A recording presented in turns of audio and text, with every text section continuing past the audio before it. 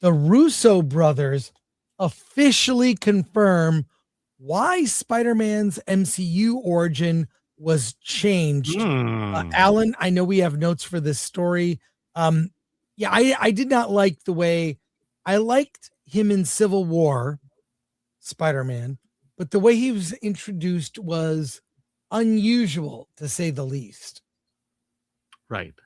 All right. Well, the Spider-Man origin story was quietly changed in the MCU. Most people didn't even notice. Traditionally, Uncle Ben's death was Peter Parker's fault. And in the MCU Civil War, that key guilt element is removed. According to Joe Russo, it was intentional. If he blamed himself, he becomes a different character. Tom Holland's version of Peter Parker was meant to feel younger, more optimistic, less emotionally burdened. Making him responsible for Uncle Ben's death would have created a darker, heavier Spider-Man than they wanted. Spider-Man. Instead of Uncle Ben, the emotional gut punch shifts to Aunt May's death in Spider-Man No Way Home. Peter fails to save her, and that moment becomes his defining guilt.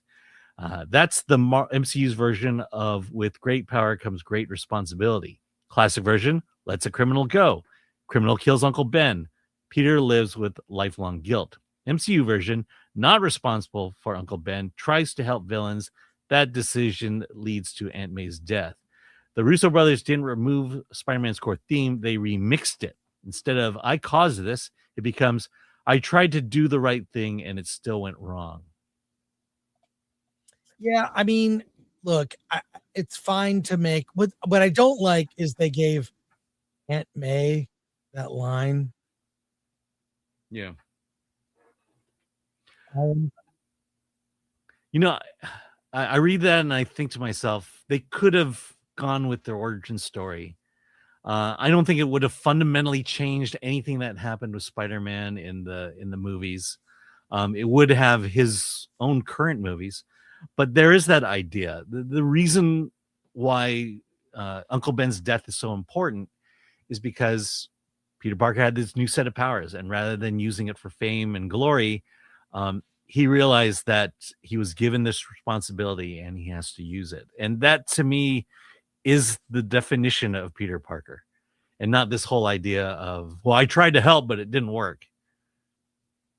And look, I think I don't understand how that would have fundamentally changed any of the Spider-Man movies, or made it that much difference if you kept referencing Uncle Ben, or at least had the spirit of that within his motivations.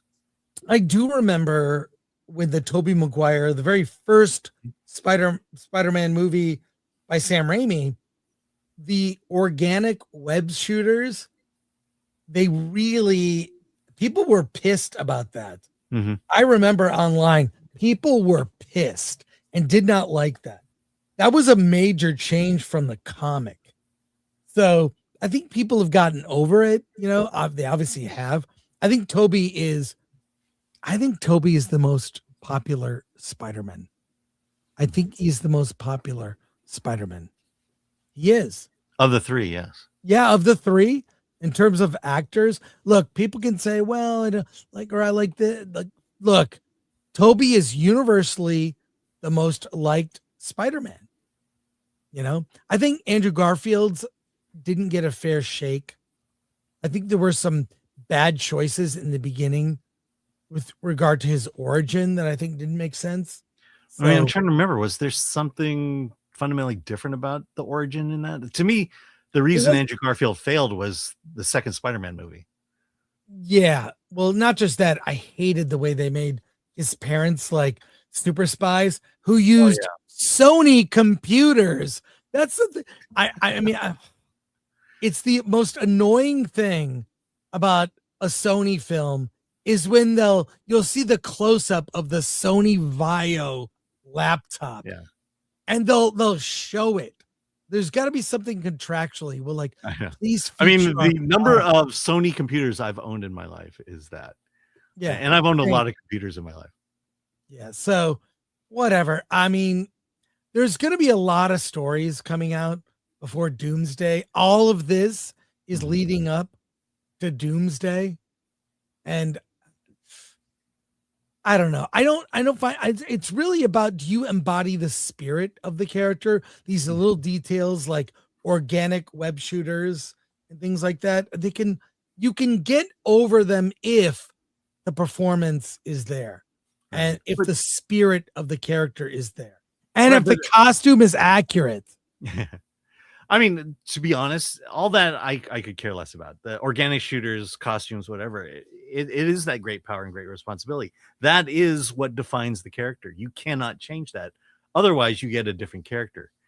That's why when they gender swap or race swap, they miss it because they don't have this code that the character lives by and follows. And that's why I think the Tom Holland Spider-Mans will be the weakest of the three. Will always be the weakest of the three, even if they try to fix it in this next movie.